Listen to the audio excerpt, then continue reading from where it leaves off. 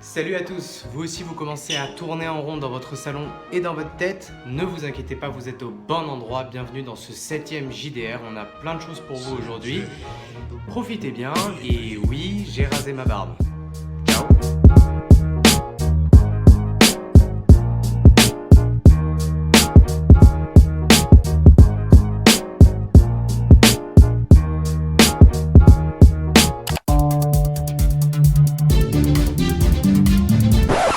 Aujourd'hui, dans notre Minute Info, nous vous proposons de résumer les annonces faites par le Premier ministre, Édouard Philippe, il y a quelques jours au sujet du déconfinement.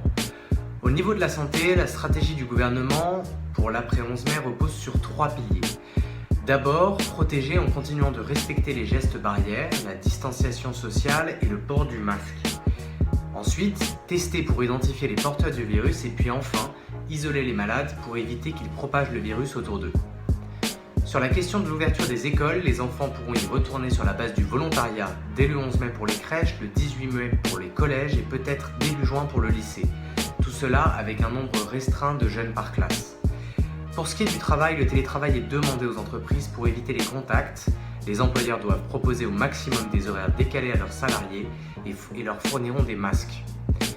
Quant au commerce, les petits commerces et marchés pourront ouvrir, mais pour le moment, les grands centres commerciaux ainsi que les bars, les cafés et restaurants resteront fermés.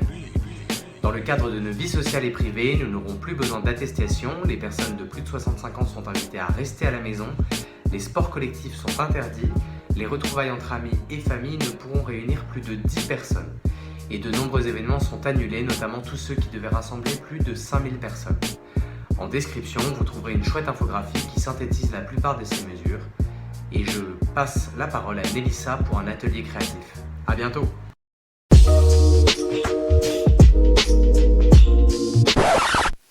Coucou tout le monde, c'est Mélissa et aujourd'hui on se retrouve parce qu'on va faire l'origami en forme de colombe. C'est parti! Alors pour cet origami, il vous faudra une feuille en forme de carré. La mesure parfaite serait 15 x 15 cm. Pour commencer, on va venir et marquer un pli valet, comme ça. Et puis on va plier notre feuille du côté gauche. Ensuite, on va prendre la pointe et la faire dépasser, comme ceci. Et on va ouvrir la pointe, comme ça. On va plier notre origami en deux, comme ça. On le retourne. On va faire un pliage, le pliage du bas de l'origami. Et puis on va plier les ailes. On va faire ça avec l'autre aile aussi. On va la plier, comme ça. Puis on va former le bec. Alors ce qu'on va faire, c'est qu'on va prendre la pointe et la plier vers l'intérieur. Comme ça, ça aura la forme d'un bec. Comme ça. Et voilà, on a fini notre petite colombe. Je lui ai collé des yeux.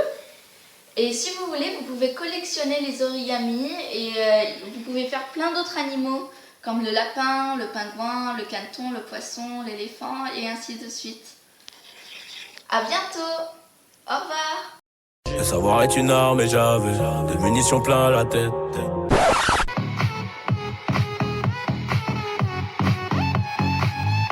Vous avez peut-être déjà entendu cette musique avec ces images.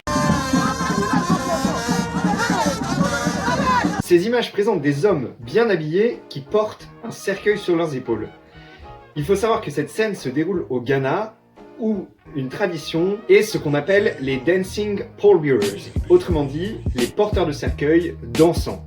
Ces hommes sont payés pour transporter le cercueil de la cérémonie jusqu'au cimetière, pour égayer un peu l'enterrement et transformer ces moments de tristesse habituels en des moments de fête, puisqu'on y danse sur de la musique.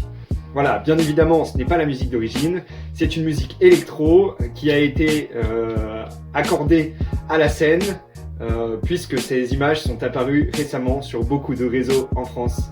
Merci, à bientôt! C'est déjà la fin de ce JDR.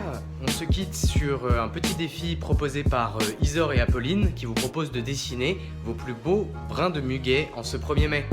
A bientôt!